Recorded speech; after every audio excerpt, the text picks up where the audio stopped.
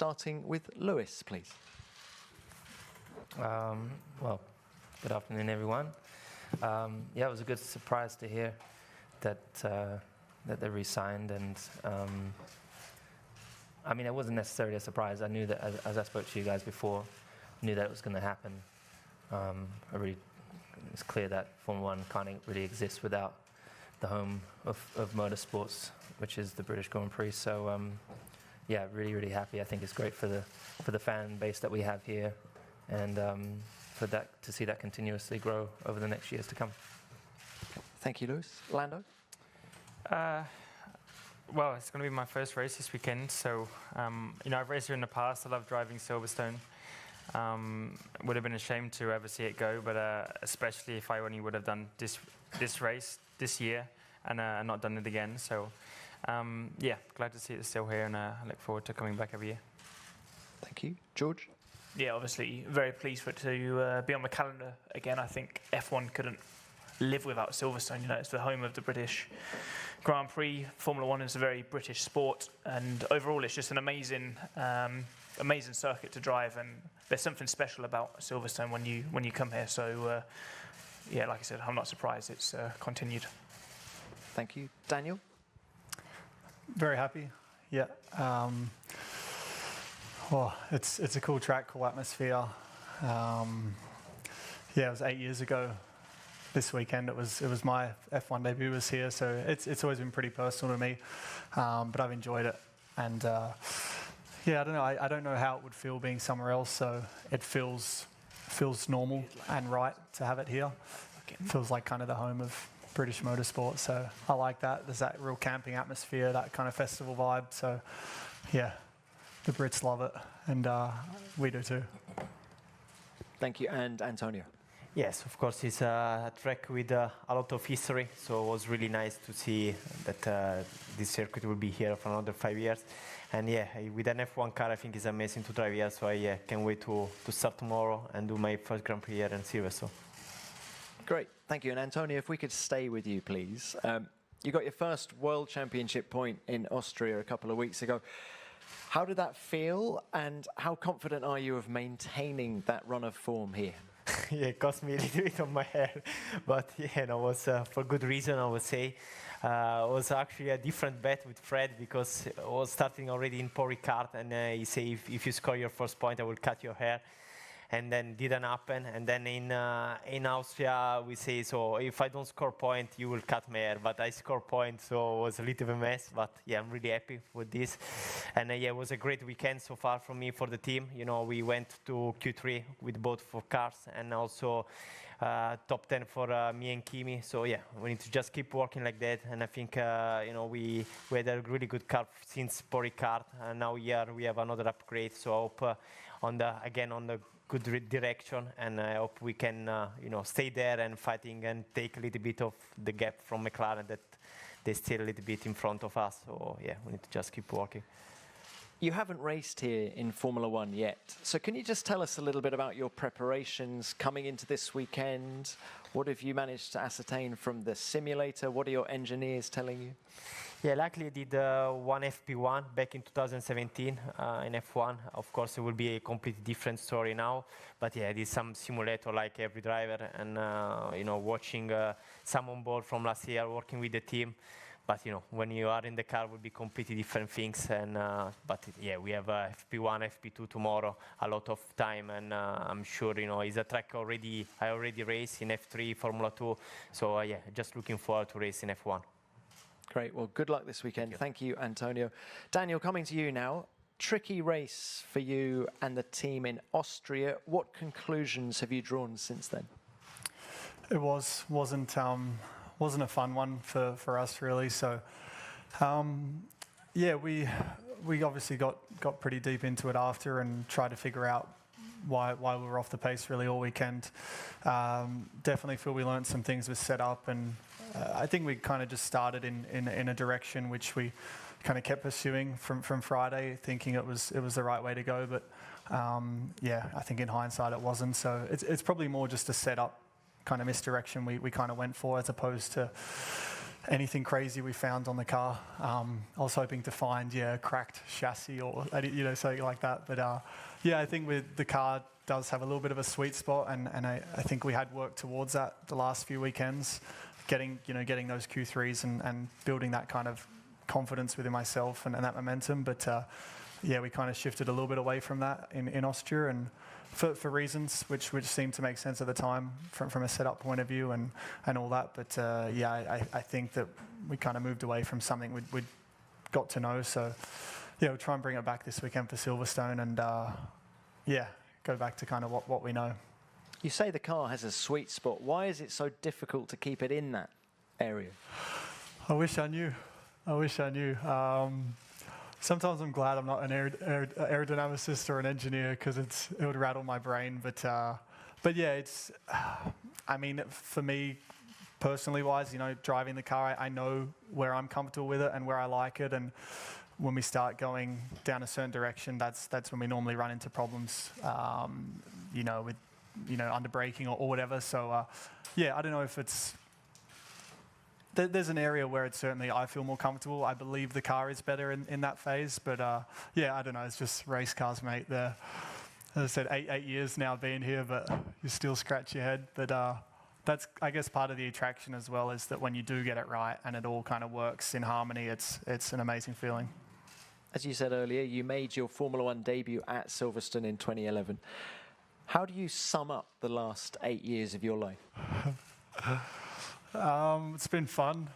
I remember vividly the press conference here actually 8 years ago, and I actually get embarrassed looking back at photos. I look like an idiot,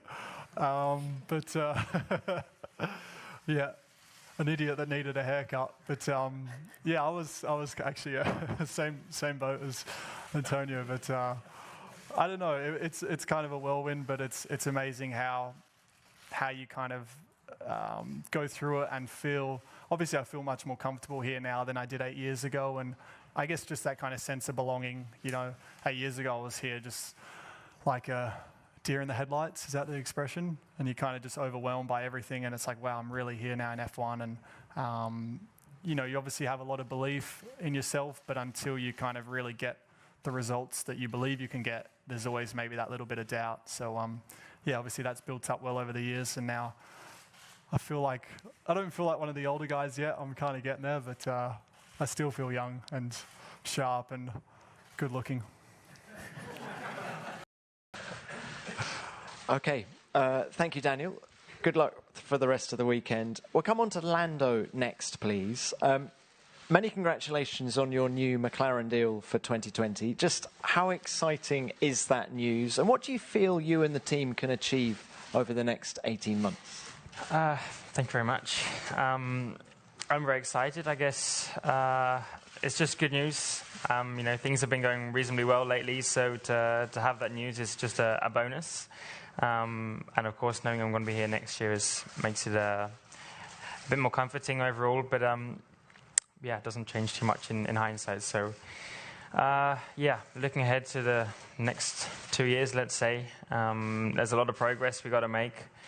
I'm going to be racing this guy on my right a bit more over the next couple of years, and not just myself, but as a team, that's our goal. So that's what we're trying to work towards. It's what we're slowly chipping away at.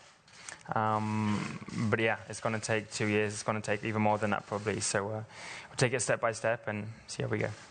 Well, as you say, you're hoping to race Lewis over the next 2 years, but you actually raced him at the start in Austria last time out. How was that? It was cool. I got past him in turn one, and which was very nice of him. I didn't force me off or anything. It was a nice little bit we did in turn one. And then he just had a better position down the straight behind Valtteri in the slipstream. So it wasn't a proper fight, I don't think. It would have been nice to hang on a little bit longer than I did. But that position is the aim for us. We want to be in P3. We want to be fighting for the podium. So it was nice to be there very momentarily. But it wasn't to be. So that's something I would love to look forward to.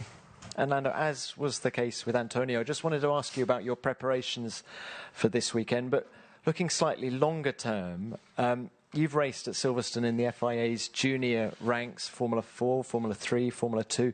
I just wanted to ask you how different each of those categories is and how it's sort of helped prepare you for this moment. Well, I actually started in 2014 racing Ginetta here, but on the national circuit. So it stepped up quite a bit since then. But they've prepared me more and more, I guess. You know, every lap you do, you learn something very small even, but you learn something, and it always helps. But I guess the biggest progression is Formula 3, reasonably high downforce considering the size, weight of the car, etc. So you have a very good feeling through Maggotts Becketts. You get to really push the limits and see what it's like, and it's kind of a similar feeling when you go to F1. I think I'm not driven it yet, but feeling the high speed, feeling the G-force, feeling the downforce, that's something you already start to get a bit of a feel of in Formula 3 and a little bit in Formula 2. So, yeah, nothing in particular, but everything you do, every step you take is a step forward and definitely helps. Okay, thank you, Lando. Good luck this weekend. George, coming on to you. You finished ahead of Kevin Magnussen in Austria last time out, so it seems the car is really starting to make progress now. How confident are you of another strong showing this weekend? Yeah, I think it's a step-by-step process for us at the moment. You know, the team had two very difficult years, or a very difficult year last year, sorry.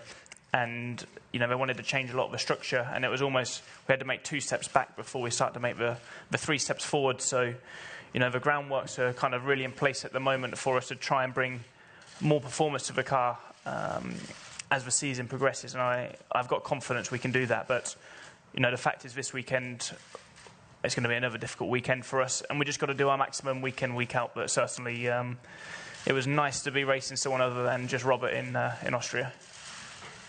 And it's 40 years since Williams won its first ever race here at Silverstone with Clay Regazzoni in 1979.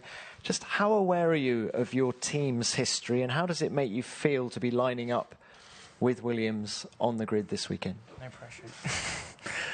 No, I'm very aware of the history. You know, I've been around the museum a number of times, and it still amazes me every time I go there. And I was there even last week. I was showing my trainer around for the first time, and we decided to jump in some of the cars, and it was just bonkers to think what these guys were doing back then. And I can fairly get my feet in this thing, and, you know, you've only got like fiberglass protecting you.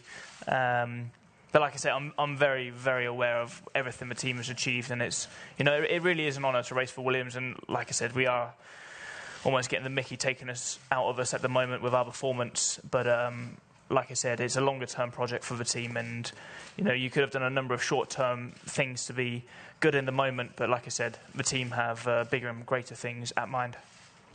Okay, George, thank you very much. Good luck this weekend. Lewis, thank you for waiting. Coming on to you now. Can you just describe how it feels to be Lewis Hamilton coming into the British Grand Prix? Feels pretty normal, I would say. Yeah, I think it probably feels the same as it is, I would say, for all the drivers here. It's such a privilege to be here up amongst the very few that can be a Formula 1 driver and a pinnacle of a sport. The British Grand Prix is the most special Grand Prix of the year, being that it's just the sheer magnitude of it, and just how many people come for the weekend, and how many British flags you see around here. So it really is a spectacular weekend, and I would say it probably just feels, I don't know, it's kind of, there's excitement, there's the adrenaline going, there's pressures. You know, my whole family's coming this weekend, so it is that one weekend where it's probably the most special in a sense, because you've got your family, the closest support surrounding you. And yeah, and I've been very privileged over the years to obviously come here and have some spectacular races. And I don't know what I've won here, but I'm obviously here to try to improve this weekend. We are here to improve this weekend as a team. The last one was a little bit difficult for us, but hopefully this weekend, I think it'll be close, but I think this weekend hopefully we'll have a better shot. Well, as you say, Austria was, in effect, the first time you guys have tripped up this year, with Valtteri finishing third, yourself fifth. Are you confident that that was a one-off, or have you got concerns coming into this weekend? I wouldn't say that I necessarily have concerns. I mean, I don't approach weekends with that. That's already a negative connotation to start with. But no, I think we're fully aware that the Ferraris and the Red Bulls have taken a step forward, and the pace that they had in the last race was great. I think it looked a lot better than I think if we didn't have the issues we had, we would have been a lot closer, would have been more in the fight. So I expect this weekend it will be closer between us all. And last year Ferrari was super fast here as well, so as were the Red Bulls. I think the Red Bulls were a little bit down, but now they've got the new engine, I think they'll be even quicker. So it's definitely not going to be an easy weekend. And Lewis, you have 79 wins to your name, 5 of which have come here at Silverstone. On Sunday, you can become the first man ever to win 6 races at this racetrack. How enticing is that record, and what would it mean? Well, you know me, I'm not really one for records, so if it happens this weekend, it does. If it doesn't, it's no biggie for me, as I'm going to try and be here for a little bit longer. But just the fact that that's even a possibility is quite unreal for me, and I think just ultimately it's really important to just put that kind of stuff out of your head, out your mind, and focus on the job at hand. And as I said, it's not going to be an easy weekend for us, so it's really just about being diligent, making sure we've left no stone unturned. Try to, as Daniel was mentioning, you know, these cars all have sweet spots, and it's trying to, all those sweet spots don't always work at each track, but this has been a strong track for us in the past, so hopefully this weekend it'll be a sweet spot for us. Okay, thank you, Lewis. Good luck this weekend. Let's open this to the floor now, and please remember to give your name and publication. First question, please.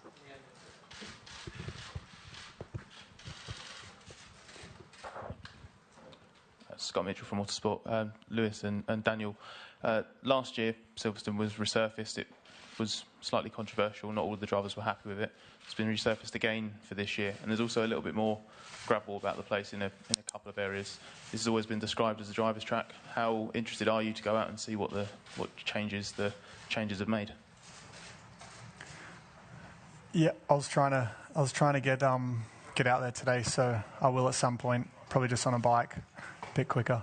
But yeah, it was pretty bumpy last year. But I think at Red Bull we had one of the smoother riding cars, but I know a lot of others did say it was pretty bad. So yeah, we'll definitely have a look. I don't normally do like track walks or anything, but if there is a change, then yeah, it's worth seeing. So yeah, have a browse. Thank you. Same. Same but different. Different but the same. Okay, next question, please. You seen that on there? You go same but different.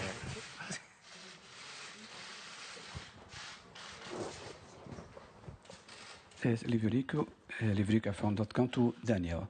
Daniel, when you see what Max did in Spielberg and you see your performance of your team, do you have any regrets of changing the team? And also concerning the asphalt, the same question. Do you expect any big impact in the performance of the car? I mean, any big changes in comparison to what have been seen last few races? I mean, to answer the first part, sure. No, honestly, no regrets.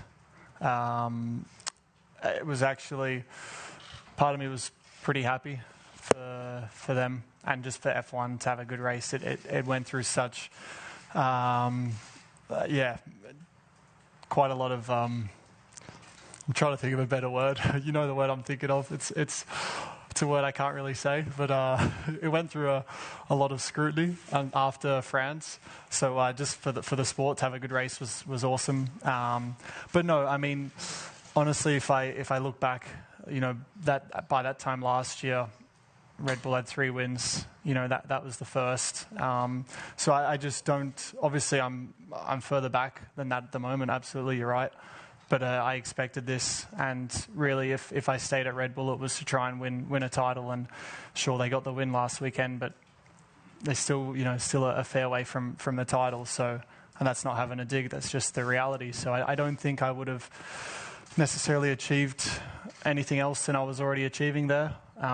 So for that, yeah, no regrets. I'm obviously trying to build something here with Renault, and absolutely, there's still a lot of work to do. But equally, it's pretty fulfilling when you do get a little bit of a result, and Montreal was one of those moments where it kind of, even that result alone kind of made the first 7 or so races worth it. You know, the little bit of struggle and ups and downs. So yeah, but for the sport, honestly, I'm very happy that last race went the way it did, and hopefully there's more like that. Hopefully I'm not running in 12th or wherever I was, because that's also not fun. But yeah, hopefully the battle at the front at least gets close and stays close. And the asphalt? I'll let the others answer. It's dark, yeah, the asphalt. Conductor of heat. I think we want to hear other drivers' opinions on the new asphalt. George, we can Lando? start with you. Comments until I've driven on it. I mean, obviously raced F2 last year, didn't feel a huge issue, so I mean, it adds a bit of character, I think, even when it's bumpy. I think it is how it is, the same for everyone, so you've got to adapt to the situation. I think if it's sometimes if it's too perfect, then it's almost easier to drive, but obviously they had to do it more for the bikes than for us. Lando, have you been out to look at the asphalt? Yeah, I scooted around earlier. Just looks darker than normal, I guess. But it depends. I don't know what kind of tarmac it is. Obviously, in Paul Ricard, we had the newer patches of tarmac, and it was much slipperier, or not as grippy as the older bits. So it depends. We'll find out tomorrow. Okay. And Antonio? Yeah, I agree. I think with George and Lando, is nothing. I think we need to adapt a little bit here. Okay, thank you. Let's have the next question, please. Julien Billiot. So the question to George. George, timing is everything in Formula One. When you see someone like Lando, whom you've beaten in Formula 2 last year, getting strong results, enjoying strong momentum at McLaren, are you not afraid that you might miss out on bigger opportunities? Because you could be driving the best race of your life at the moment. No one, or not a lot of people would take notice. Thanks for that. No, not at all, because at the end of the day, I know there's only a few number of people who are going to make a difference in my career, and that's Claire and the top people at Williams and Toto and the top people at Mercedes. And at the end of the day, those guys are fully aware of the situation. They know exactly if I've had a good weekend or not. And even in myself, I've come away from some races which I know I've performed well, and I've come away satisfied. And other races I've come away knowing I could have done a better job. And even though I ended up in the exact same position. So, but like I said, I'm also, happy for Lando and Alex and, the younger generation, sticking it to the experienced guys and showing that we can do it. And I think, I'm happy for them. And if they're doing a good job, it also looks good for me. Thank you, George. Next one, please.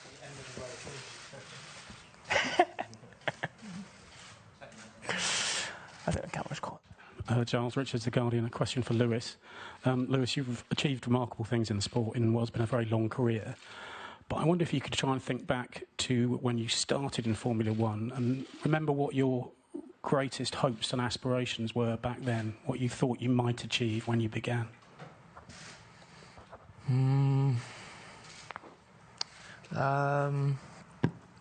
I don't really remember much back then. I think naturally you just want to, excel and succeed in everything you do, and just, every driver here has a huge amount of belief in their own ability, and we all have some sort of platform and opportunity in front of us, and it was just really about maximizing the opportunity that we do have, regardless of what team you're in, what position you're in, and just like George was saying, that's really the key. Is just whether you're doing the job, and the lessons that you go through are huge at the early stages. And these guys are all doing a great job, particularly in the early days. Me and Daniel were just saying we're having to represent for the 30 crew. But I think I think it was extremely special. But it was a huge learning process for me, as it is for all of us in the early stages. And there's no substitute generally for experience, and that just comes over time. But of course, I wanted to win world titles. I think in my first year, I wanted to win the world title. That was straight away. Super ambitious, particularly up against a two-time world champion. But there wasn't a second. It wasn't a moment that doubted myself that I could do it. And I think that's ultimately what we all have in that confidence in ourselves. Thank you, Lewis. Next one, please. Oliver Brown, The Telegraph. Just a question for Lewis. Lewis, Christian Horner raised a few eyebrows earlier this week by suggesting that if you and Max were in the same machinery, he at the moment would back Max to prevail. Given you've won 6 of 9 races already this year, that seemed a fairly bold claim on his part. I just wondered your response to that and your view more broadly on how you and Max measure up as racers. Well, first, I don't compare myself to anybody, so don't need to. And I don't really have a response to his claims. Ultimately, every now and then, someone needs certain attention, and that's I think Max has been doing a great job, and really, really exciting to watch. I think the last race was really fantastic, and it'll be really interesting to see how they go moving forwards. Thank you, Lewis. Next question, please. Hi, question to Lewis. Rob Harris from Associated Press. The new Silverstone deal's through to 2024. Do you think you'll still be driving then, or what do you think you'll be doing in F1? And we could have England in a World Cup final on Sunday just as you're racing. Do you think you're going to have to produce something special to grab the national attention? Not to jinx anything for them today. What I don't understand is why the organisers put the race on the same day as all these other big events, you know.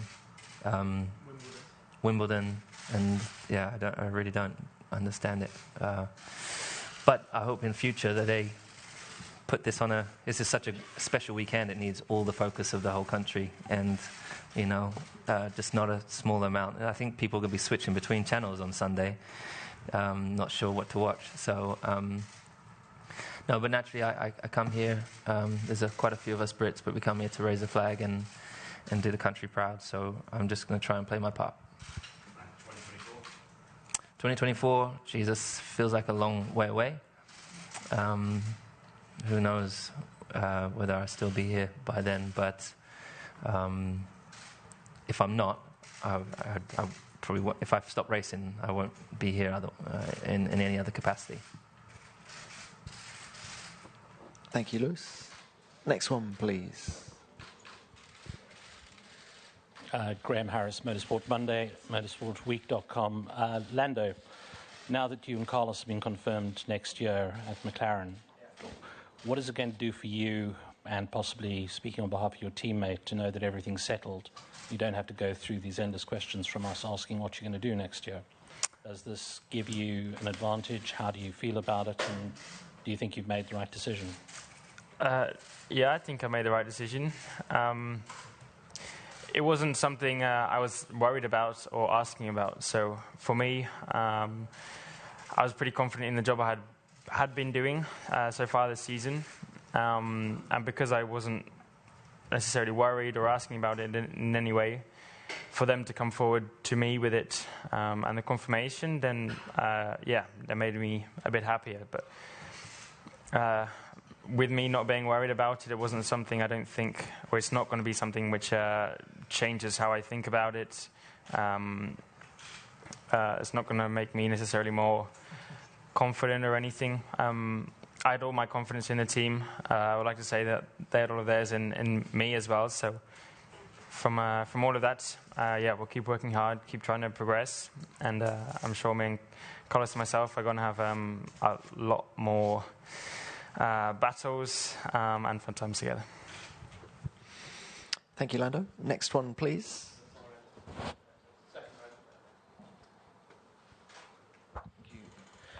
Ben Hunt from The Sun. Question to Lewis. 92, talk about Mansell Mania and the crowds coming in to see him. We've got a similar situation. Silverstone's going to be absolutely sold out on Sunday, partly to come and see you with all the success you're having. Now, there's no question about the support that you have with F1 fans. They all adore you and think you're great for what you're doing and the titles you're winning. You've also struggled sometimes to win over some of the other British public, non-F1 fans. Can you put your finger on that at all? Any reason why you don't have the same universal adulation as Nigel Mansell had, say? I don't really. I don't know. I don't really generally feel that, but I mean, people have the right to choose who they support, and what I can say is I remember growing up in Stevenage. I never in a million years thought that I'd have a single supporter, besides my mum, and my dad. So, it's. I feel really privileged in just even having one. But I've got quite a lot of people that come here, and I'm so grateful just for that, which is more than enough for me. So, the more the merrier. I guess the more and more time I spend here, I guess you have more and more opportunity to turn people's opinions, and but ultimately, as I said, I'm grateful for what I do have. Maybe it's the moustache. The moustache? Yeah. What, the fact that I can't really grow much? Well, I can't do much better either, but Mansell's one was alright. Pubes yet? Man's had a good moustache. It might be that I'm not able to grow. This is like as far as it goes. So, and he had good eyebrows as well. So, maybe one weekend I'll try sticking them on and see if it makes a difference. Okay, thanks, Lewis. Next one, please. Phil Duncan, PA. Just a question for Lewis. The two chaps to the left of you have got, I think, a combined age of 40, if my maths are right. I was just wondering if you have... What about that? Is it... I was just wondering It's not that. No, okay. I think the maths are right anyway. What's funny? What's going on here? He's crying! Oh, I heard you. Don't worry, it's nothing to do with your question.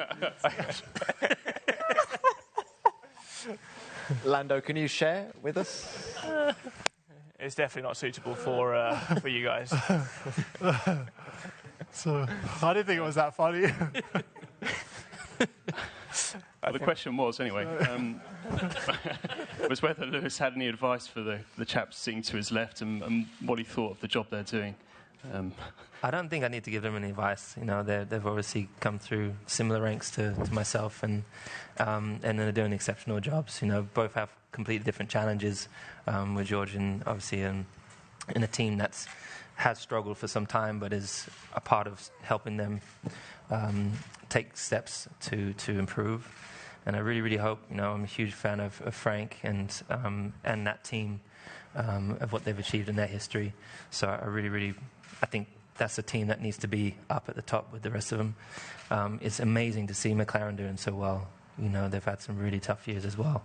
And we got to have a bit of a race in the last race, and just watching Lando's progression, it's incredibly impressive to be so young and in such an early phase. He's coming in and keeping a level head and delivering on weekends, up against also a driver who's got more experience than him. So I'm personally excited to continue to watch these two, grow, and the trials and tribulations that they'll face.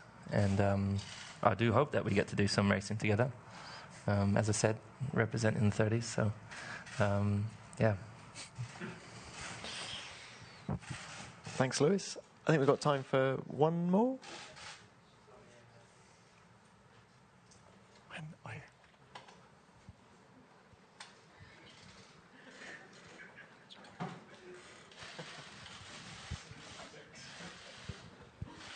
Stephen Camp, Motorsport Monday and motorsportweek.com.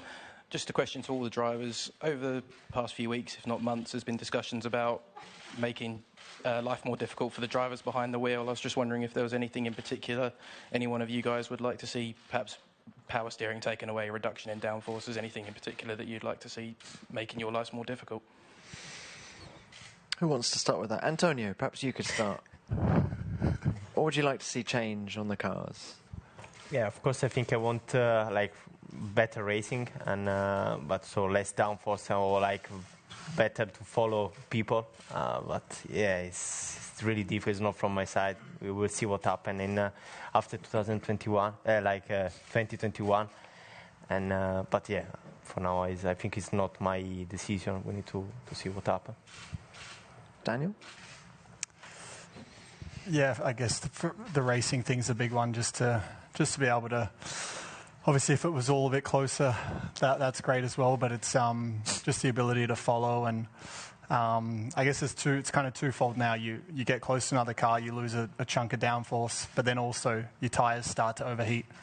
So that then loses you an additional amount of grip. So you're kind of fighting against those two, let's say, negative forces, which don't help. Power steering, honestly, with the load and the actual downforce we have now, would be literally impossible. I've had hydraulic failures. That's when you lose the power steering, and it's literally you can't turn. So as brave as I'd like to say I am, and as shredded as I am, it wouldn't I wouldn't suffice. Maybe 1 lap, but not 50. Lewis, your thoughts? You reckon you'd be able to? No, I don't think so. Yeah, I agree. I think what's really important right now is that the drivers are unified for the first time since I've been in the sport. We're all together as kind of a union, and so we're working together with the FIA and hoping that we can have a positive impact on the rules in 2021. So we kind of need to make sure we stay on top of that and stay a part of it. There are definitely subtle changes we can do for sure to make the car a little bit even more physical than it is. It's by no means easy for us to drive, and definitely not taking power steering away would not be the key. But I think we could probably reduce it if we needed to. We currently have the option to do that, but there's no need because it doesn't really make a difference for us really. But yeah, I think there's a lot of other aspects, and ultimately, as Daniel and they were mentioning, is the racing as close as we would like. Would really improve racing, so that's key for us, I think. Thank you. Lando, your thoughts? Nothing in... is my mic gone?